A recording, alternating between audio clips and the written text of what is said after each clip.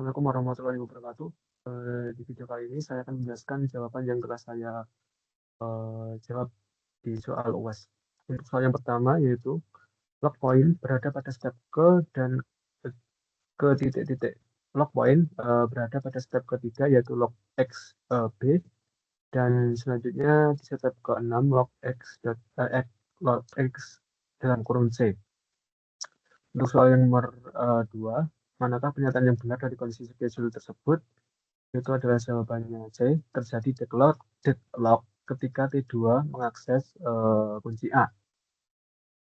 Kemudian untuk soal nomor 3, dalam logging protokol terdapat dua model log, yaitu jawabannya adalah share log. Share log ini digunakan untuk membaca data, dan kemudian yang C, exclusive log, itu biasanya digunakan untuk membaca dan menulis data. Untuk nomor 4, berdasarkan penjadwalan transaksi T1 dan T2, berikut unlock X diletakkan antara nomor titik-titik dan titik-titik. Jawabannya adalah C5 dan D4. Untuk menentukan lokasi unlock atau unlock X, kita perlu mengetahui kapan transaksi T1 itu selesai menggunakan sumber daya X. Itu T1 selesai menggunakan sumber daya X pada nomor keempat. Jadi unlock kita bisa letakkan di antara 4 dan 5. Kemudian nomor 5, dengan menggunakan two-page log base dapat menghasilkan data yang tidak konsisten dan dapat menimbulkan deadlock. Itu benar karena transaksi harus menunggu log yang dipegang transaksi lain sehingga menciptakan siklus tunggu. Kemudian untuk yang nomor 6, loss of confidentiality dapat menyebabkan D, kebocoran data yang merugikan reputasi atau legalitas organisasi. Untuk yang nomor 7, apa yang dimaksud dengan mencegah akses tidak sah pada basis data? Itu jawabannya adalah C, memastikan hanya pengguna yang berhak dapat mengakses data.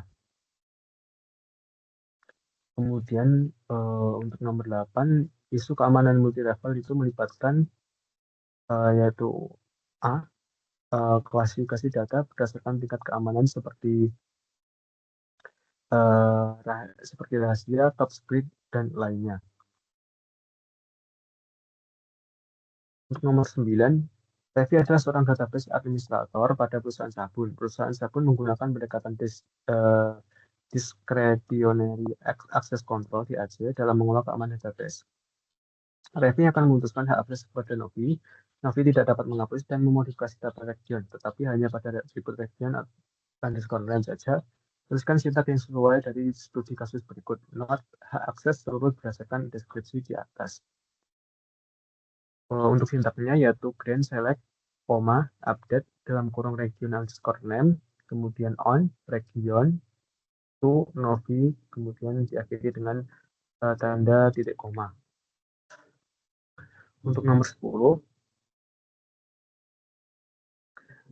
Tono adalah seorang database administrator pada perusahaan kapal pesiar. Perusahaan kapal pesiar menggunakan pendekatan role-based access control (RBAC) dalam mengelola keamanan database-nya.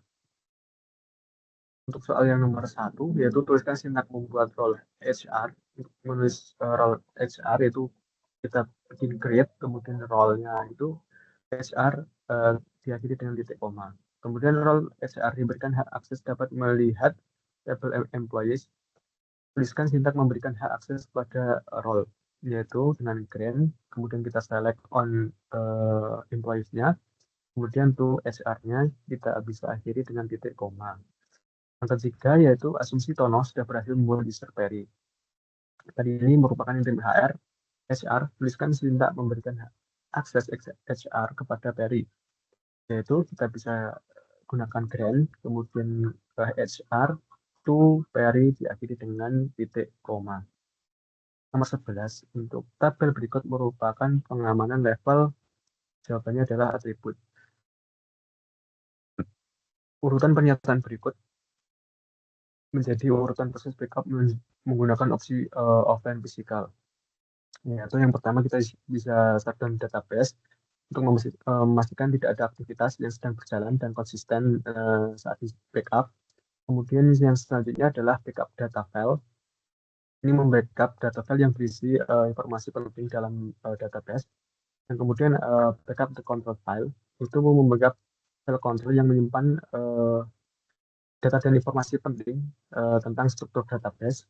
Kemudian backup the online video log file or the archive log file itu berisi catatan perubahan transaksi untuk memastikan konsistensi data setelah recovery.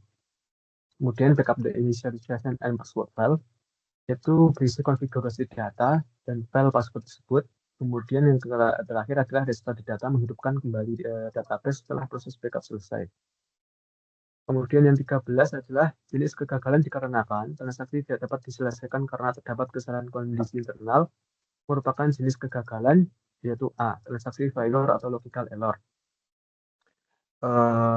Transaction failure atau logical error ini karena kegagalan transaksi karena ada kesalahan logika seperti kesalahan dalam aturan bisnis atau perhitungan lainnya. Kemudian untuk disk failure itu biasanya kegagalan perangkat keras. Kemudian yang C ini sistem crash ini biasanya digunakan biasanya kegagalan terjadi karena sistem operasi.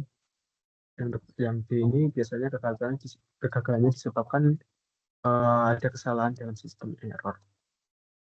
Untuk yang nomor 14, untuk sistem yang memiliki jumlah transaksi dan proses yang sangat banyak yang mengakibatkan besarnya ukuran database yang tersimpan, namun terjadi hanya pada beberapa waktu saja, mode backup yang cocok adalah menggunakan hot backup. Itu saya rasa salah, karena kalau hot backup biasanya digunakan untuk bukan hanya beberapa waktu, bisa digunakan untuk bahkan 24 jam per minggu gitu untuk mode backupnya untuk hot backup. Kemudian untuk nomor 15, pada saat recovery, bagaimana sistem menentukan transaksi mana yang perlu diunduh? Jawabannya adalah berdasarkan log yang memiliki T1 start namun tidak memiliki T1 commit ataupun abort.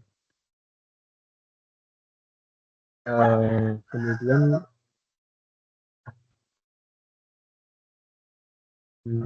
nomor 17, kriteria apa yang menentukan sebuah transaksi perlu diredo saat recovery, yaitu log mengandung T1 start dan tidak memiliki T1 commit. T1 commit. Penjelasannya, transaksi yang dimulai dari satu saat start tetapi tidak memiliki T1 commit perlu diredo sama recovery karena untuk memastikan perubahan yang telah dilakukan nanti oleh transaksi tersebut dapat diterapkan kembali karena transaksi tersebut dianggap belum selesai dan harus dilanjutkan. Untuk yang nomor 18, kita disuruh mencocokkan setiap jawabannya. Yang A, memanfaatkan backup tunggal untuk model data yang didukung, memastikan konsistensi data yang lebih baik di seluruh aplikasi bisnis.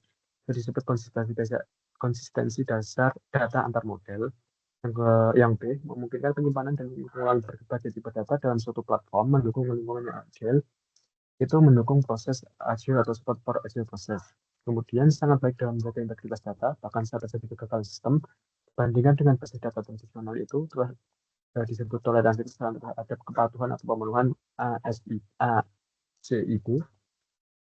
Kemudian yang terakhir sangat cocok untuk proyek kompleks yang memerlukan berbagai perspektif atau tampilan data, baik relasional, grafik, atau berorientasi dokumen. Itu merupakan beragam tampilan data yang mendukung kompleksitas proyek. Kemudian yang ke-19, yaitu manakah di bawah ini yang tidak termasuk tipe dari database NoSQL? Jawabannya adalah transaksional database. Transaksional database ini berfokus biasanya pada transaksi dan sering dikaitkan dengan database relasional ataupun SQL, bukan tipe SQL. Untuk yang key value store, graph database, dan document database merupakan database termasuk dalam tipe database dalam NoSQL. Kemudian di nomor 20, salah satu background proses yang bertanggung jawab mengamati dan memeriksa proses lain, serta mengambil tindakan pemulihan jika salah satu proses lain gagal adalah, jawabannya adalah proses monitor proses. Proses monitor proses ini biasanya bertanggung jawab ya untuk mengamati dan memeriksa proses lainnya. Kemudian untuk nomor 21, di manakah biasanya letak CND cache, yaitu dekat dengan jawabannya adalah dekat dengan pengguna di lokasi yang tersebar secara geografis. CDN ini biasanya ditempatkan di server tersebar di berbagai lokasi geografis untuk mendekatkan data ke pengguna akhir, kemudian mengurangi latensi dan meningkatkan kecepatan pengiriman konten. Kemudian untuk nomor 22, manakah pernyataan di bawah ini yang benar mengenai share memory? Yaitu jawabannya just query plan pada share memory membantu mengoptimalkan eksekusi query yang berulang. Kemudian share memory berisi buffer pool untuk menyimpan data yang sering diakses. Kemudian untuk nomor 23, berdasarkan paper yang telah Anda resume, setelah jelaskan secara singkat tentang database saat ini. Dan database saat ini berfokus pada pengolahan data besar yang lebih efisien, terutama untuk beban kerja yang sering membutuhkan pembaruan. Kemudian LSM3 banyak digunakan dalam sistem SQL, SQL, dan penyimpanan key value karena kemampuannya mengoptimalkan pembaruan data, pemanfaatan ruang, dan pencarian. Sekian yang saya sampaikan, yang dapat saya sampaikan. Apabila ada salah kata, saya mohon maaf. Wassalamualaikum warahmatullahi wabarakatuh.